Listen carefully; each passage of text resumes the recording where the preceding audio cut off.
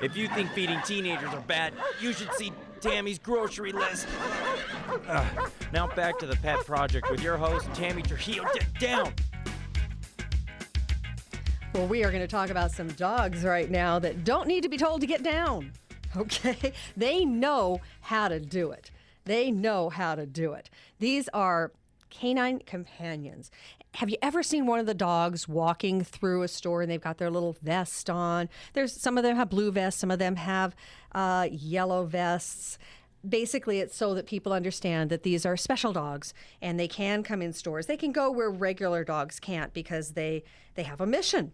Well, those are companion dogs, and they are amazing. And the story of how those dogs get their training is absolutely amazing. And that's what we're going to talk about as we kick things off on this edition of the Pet Project. We are online now with Canine Companions owner Karen Duet. And Karen, thanks so much for being with us. Oh, thank you for having me, Tammy. Absolutely. I have always marveled at companion dogs. I mean, dogs just being dogs, they love to serve, they love to help, they're always there for you. But these dogs, they actually have missions and they get it. They understand. They do, and they're so helpful. One of our main projects is for veterans coming back from the wars with PTSD, traumatic brain injury, and various injuries, and they're amazingly helpful for the veteran. Now, you've been working with these dogs since, way back in 1979. How did you and your husband, George, get started?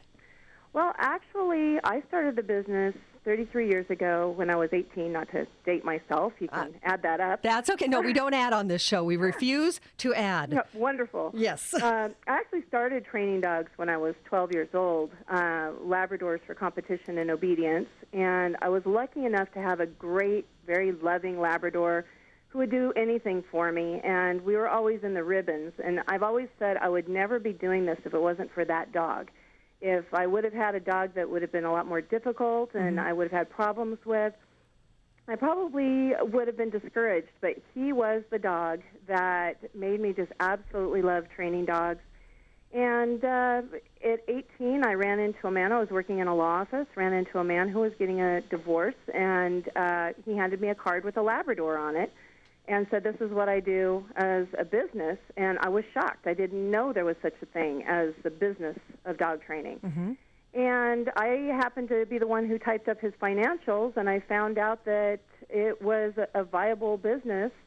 And I learned the business side of things from him and subsequently took training from a couple of other trainers, and my career was launched, and I just hired people as I needed more staff, and 33 years later, 17 employees and lots of dogs going in and out.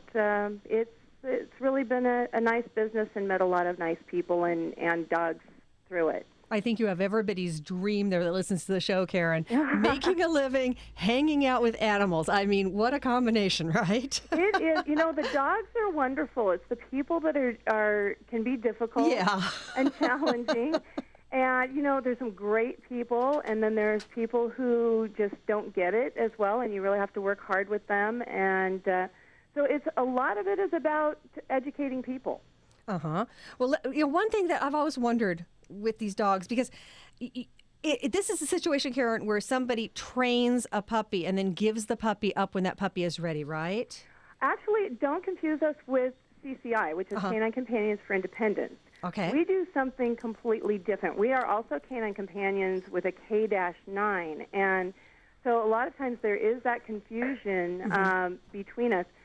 They have the puppy raisers and actually are a nonprofit organization and put people together with dogs that are already trained. What we do is quite the opposite. So we've worked kind of in tandem over the years. They referred people to us. We refer people to them. I see. Okay.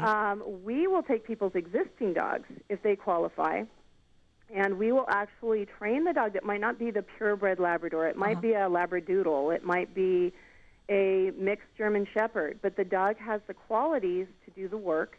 We also will accept donated dogs. We will send people who don't want to be on the long waiting list, anywhere from 2 to 5 years waiting list for the MPOs.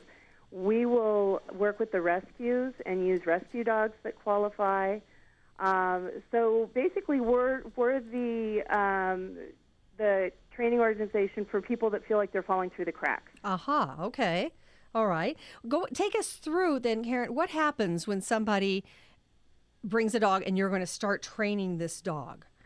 Well, if they want to bring the dog to see if it can be a service animal, our first question is to make sure that they actually need a service animal, because there are a certain amount of people that will come to us and say, I just want to have a service animal so I can take them into stores, so I can take them on a plane, so that my landlord can't reject the dog. And we absolutely say no. You have to have a letter from a doctor or a psychiatrist that you need this dog. Okay. We don't want to see it be a problem for the industry where there's an issue where people don't trust.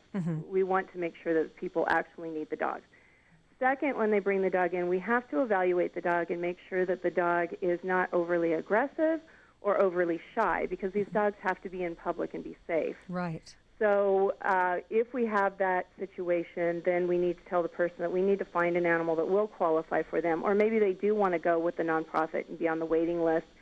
If, for instance, they have a dog that doesn't qualify but they don't want to get an additional dog. So we go through that process. Then the dog has to be on and off leash obedience trained. So that is a process. It needs to get a Canine Good Citizen Award, which we do here. We have a couple of qualified evaluators here that do that. Then the dog has to go through public access. So it has to be good in public, be able to get in and out of cars safely, be able to navigate around shopping carts and in stores and go up elevators and down escalators and everything that it'll be expected to do in public, lay quietly under a table at a restaurant without being a nuisance. That's a lot for a dog. It's a lot That's for a a dog. lot. And it really takes a dog with good nerves, because the biggest problem that we see in dogs in general, because we also train pet dogs here, is problems with the nervous system.